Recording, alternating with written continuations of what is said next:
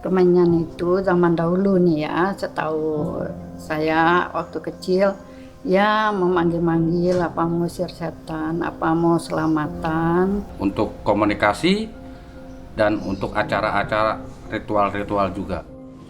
Palinglah dioleskan sama rokok untuk pengharum ruangan, begitulah, dibakar.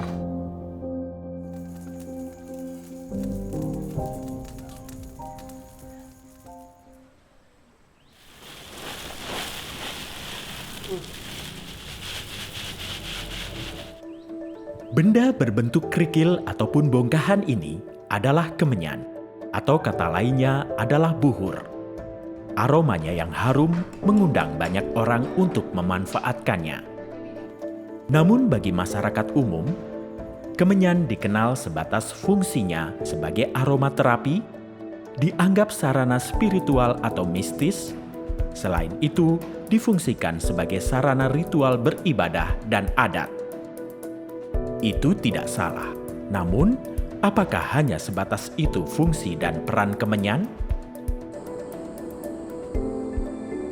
Berbicara tentang rempah-rempah, hakikatnya tidak selalu mengenai pala, lada, cengkeh, dan kayu manis. Namun, juga segala bahan baku masakan, obat-obatan, kosmetik, dan lainnya yang berbahan kering serta beraroma kuat. Kemenyan sebagai salah satu rempah ternyata sudah lama dikenal oleh masyarakat dunia sebagai salah satu komoditi yang paling dicari sejak 5.000 tahun yang lalu.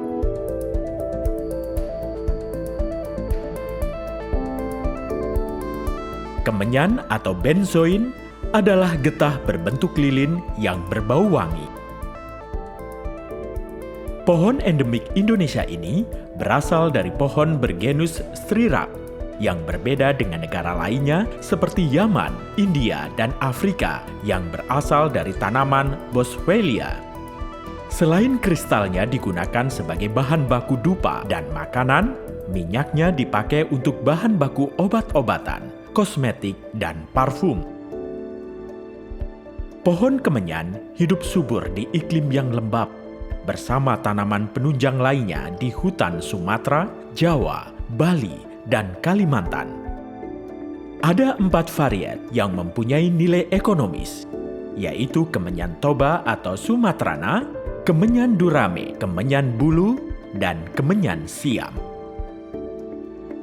Menurut Aswandi dari Balai Litbang LKH Aik Nauli, Sumatera Utara adalah penghasil kemenyan terbesar di Indonesia, dengan kualitas nomor 1 dan kandungan paling kaya karena mempunyai 30-40 senyawa. Dibandingkan dengan kemenyan negara lain, kemenyan kita mempunyai resin lebih keras dengan aroma khas yang kuat, khususnya kemenyan toba. Selain aroma, kemenyan juga mengandung antibakteri, antidepresan, awet muda, serta sineol sebagai antivirus. Itulah mengapa kemenyan dicari. Kemenyan yang sangat dianggap bermutu tinggi itu adalah kemenyan yang berasal dari sekitar Danau Toba. Kemenyan yang ada di sekitar Danau Toba merupakan varietas yang khas dan itu tumbuh di daerah sekitar bekas letusan Gunung Toba Purba. Banyak orang ingin mengetahui bagaimana kemenyan itu dipanen. 8 umur 8 tahun lah. 8 tahun lah lama sih. Baru bisa dipanen. Pohon kemenyan yang sudah cukup umur dan berbunga digores agar keluar getahnya. Selanjutnya, getah kemenyan yang seperti lilin disadap oleh petani. Setelah itu, mereka menjualnya kepada pengepul. Kalau dari jenis tanamannya itu ada 2. Itu durame dan kemenyan toba. Nah, yang paling banyak itu kemenyan toba. Kemenyan toba ini sendiri ada 3 varian. Itu kemenyan putih, kuning, dan hitam. Kemenyan putih, kuning, dan hitam itu sebenarnya dari satu pohon, cuma dia mengeluarkan getah yang berbeda-beda setiap sekali termin 3 bulan gitu. Jadi pertama dia panen yang putih, yang kedua yang kuning, yang ketiga yang hitam. Itu dari satu pohon gitu. Jadi Varian yang paling bagus itu yang putih, dilanjut yang kuning, dan yang hitam. Pengepul atau yang disebut tokek mensortir kemenyan lalu menjualnya dengan harga yang berbeda-beda sesuai dengan mutu barang dan sesuai dengan permintaan pasar. Melalui tangan kedua ataupun platform penjualan online, kemenyan dikirim ke Medan, Jawa, dan Bali yang membutuhkan stok kemenyan lebih banyak.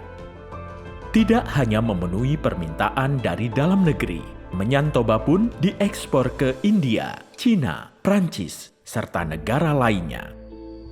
Kita juga sudah ada bermain di ekspor, tapi bukan pelaku utama. Ekspor itu rata-rata yang kelas-kelas nomor 2, misalkan seperti tahir. Jadi kalau pemanfaatan tahir ini biasanya yang kita alami itu ekspor ke India. Nah, untuk akhir-akhir ini dalam dekade 10 tahun inilah, 10 terakhir makin turun, bahkan untuk saat ini kuantitinya semakin menurun. Sayangnya, menurunnya kualitas kemenyan baik di daerah Tapanuli maupun daerah lainnya tidak lagi menjadi kemenyan sebagai komoditas besar seperti zaman dahulu. Walaupun permintaan masih tinggi, kini banyak petani kemenyan yang beralih peran menjadi petani kopi, buah-buahan, ataupun sayuran.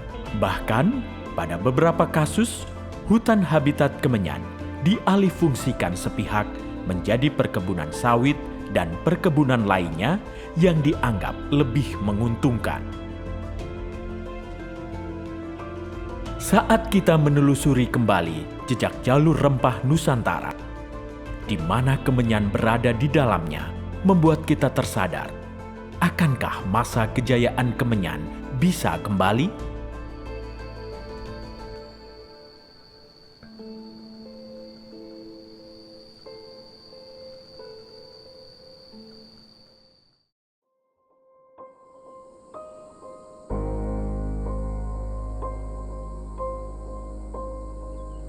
Sebagai negara tropis, Indonesia kaya akan keanekaragaman hayati.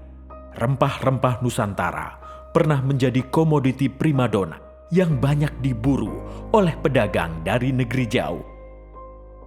Sebelum bangsa Eropa hadir untuk berburu rempah, kemudian berakhir akibat monopoli VOC Belanda pada masa itu, sesungguhnya Nusantara telah berdagang rempah dan hasil bumi sejak ribuan tahun yang lalu dengan bangsa India, Arab, Afrika, dan Tiongkok atau Cina. Rempah yang diminati di antaranya adalah kemenyan asal Sumatera. Salah satu daerah yang terkenal bahkan banyak ditulis dalam catatan sejarah kitab dunia adalah Vansur juga Balus. Wilayah ini berada di sekitar Barus, bagian barat Sumatera Utara. Banyak literatur yang mengatakan pelabuhan ini telah amat ramai dikunjungi pedagang Tamil, Gujarat, Mesir, Arab, dan Eropa. Mereka datang untuk mencari kamper, kemenyan, pisang, kelapa, tebu, beras, bahkan emas. Selain pedagang dari dunia luar, Vansur juga telah didatangi pedagang dari kerajaan-kerajaan lainnya di Nusantara seperti Aceh, Majapahit, Demak, Bengkulu, Palembang, dan kerajaan lainnya. Perdagangan kemenyan disebut di dalam sumber-sumber kuno di Timur Tengah itu dilakukan yang paling terkenal di bandar yang bernama Vansur. Vansur itu di mana? Ada di pantai barat atau di utara Aceh, itu juga masih menimbulkan perdebatan. Tetapi Barus merupakan sebuah pelabuhan yang kemudian belakangan muncul di abad ke-13 dan 12. Sementara sumber-sumber Timur Tengah menyebut Vansur jauh sebelum Barus muncul sebagai sebuah kota.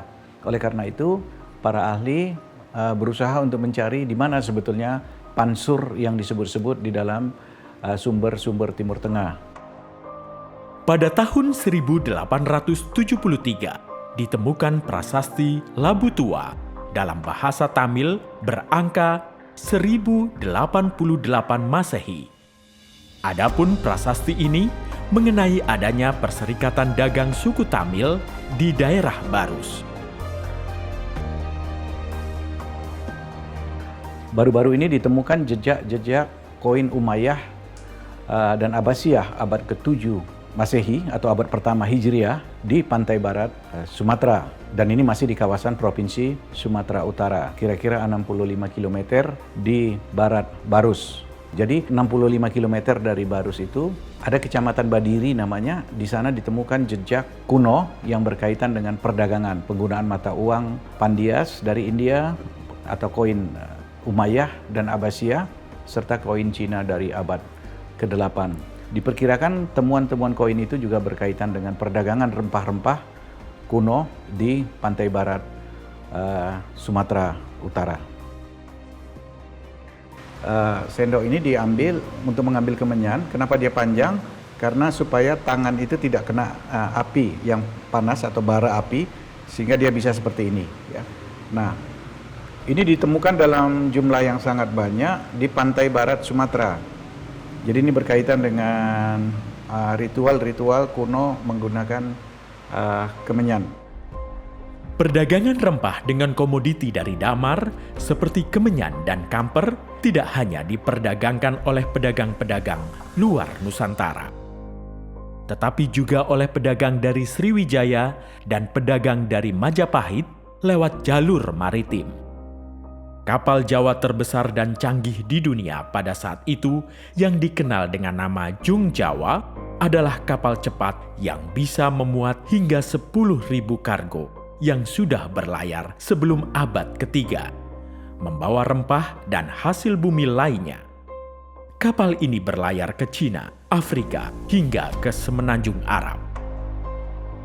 Dalam catatan Tommy Pires yang berasal dari Portugis, pada tahun 1511, menyaksikan setiap tahun Fansur dikunjungi oleh hingga 3 kapal Gujarat untuk mengambil kemenyan, kamper, emas, dan sutra. Sementara itu, kerajaan lain yang menjual kemenyan dan kamper adalah Kerajaan Pasai, Kerajaan Aru, Negeri Palembang, Kerajaan Singkel, Kerajaan Bata, dan Kerajaan Meulaboh. Dalam dunia perniagaan, harga kamper dan kemenyan di Fansur setara dengan harga emas murni yang awalnya dilakukan secara barter. Perdagangan kemenyan dan rempah-rempah lainnya juga dilaksanakan melalui Malaka yang mempunyai posisi strategis dan kekayaan alam yang tak kalah berlimpah. Pada masa itu pelabuhan di Selat Malaka yang juga ramai dikunjungi India dan Tiongkok, kemudian Eropa, sehingga memunculkan bandar-bandar penting seperti Pasai, Malaka, dan kota Cina yang kini situsnya berada di Medan Utara, Sumatera Utara. Yang kami kumpulkan dari dataran tinggi, termasuk situs di kota Cina. Berbagai jenis damar, getah, termasuk kemenyan yang belum diidentifikasi. Belum dilakukan penelitian tentang barang-barang yang ditemukan di kedalaman 1,5 meter. Jadi kemenyan itu sebelum diolah dia ini seperti ini. Ya, nampak kayunya masih kayu dan diolah. Ini yang kemudian dipilah, dipisahkan, yang kemudian dijual dalam berbagai kategori kelas. Dalam laporan, Ave Michel, seorang Belanda, mencatat pada tahun 1820 sampai 1829, ia mengekspor kemenyan sebanyak 278.000 pon, seharga 318.938 gulden. Itu komunitas penting yang ada di Indonesia. Kita rupanya selama ini agak melupakan dalam tanda petik bahwa rempah-rempah yang luar biasa penting ini ternyata hanya di Indonesia. Untuk itu, Kementerian Pendidikan dan Kebudayaan menjadikan prioritas jalur rempah sebagai program utama selama 4 tahun ke depan.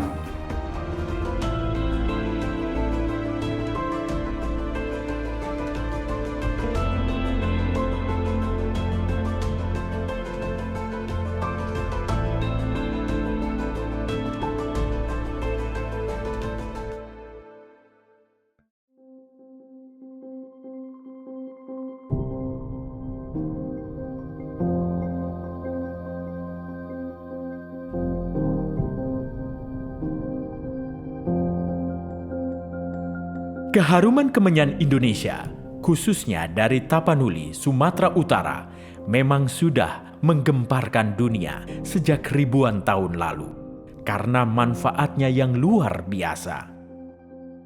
Di Indonesia, kemenyan sering dinilai negatif, yaitu sebagai pelengkap sesajen dalam ritual adat dan budaya. Namun sesungguhnya tanpa disadari, nenek moyang kita telah mengajarkan tidak hanya sekedar cara berkomunikasi dengan alam, tetapi juga memanfaatkan kandungan kemenyan yang baik bagi tubuh.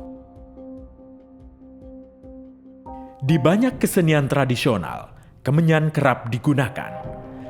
Salah satunya pada tari topeng Cirebon. Dupa kemenyan dipakai dalam setiap ritual pertunjukan. Banyak pelaku seni yang tidak paham maknanya karena hanya mengikuti tradisi. Namun jika mengacu pada kandungan kemenyan, hal ini mungkin berguna sebagai aromaterapi agar penari dan pemusik dapat menghayati perannya dan suasananya pun menjadi nyaman. Beberapa penari juga mengasapi topengnya dengan kemenyan. Hal ini berguna untuk membunuh bakteri sebelum dipakai. Dalam dunia kuliner, banyak yang menyukai masakan Bali seperti betutu gianyar.